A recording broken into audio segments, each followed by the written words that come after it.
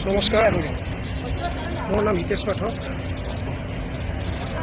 মই আমাৰ অসমৰ মৰমৰ অভিনেতা কিশোৰ দাসৰ ভিনিয়েকক আজি বৰ দুখিত।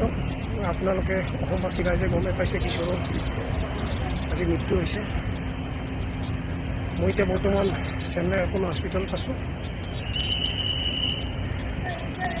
আমি তাৰ মৃতদেহটো অসমলৈ লৈ যোৱাৰ কাৰণে বহুত চেষ্টা কৰিলোঁ,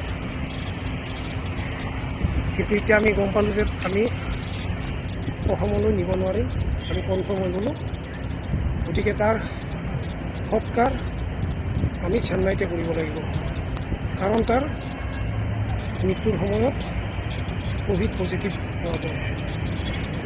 গতিকে অসমৰ ৰাইজক বা অসমবাসী ৰাইজৰ ওপৰত ক্ষমা বিচাৰোঁ, কাৰণ আমি যিখিনি পাৰিছোঁ চেষ্টা কৰিছিলোঁ, কিন্তু নহ'ল। সেইটো আমিও কৰিব নোৱাৰোঁ। গতিকে আপোনালোকে ক্ষমা কৰিব। ধন্যবাদ।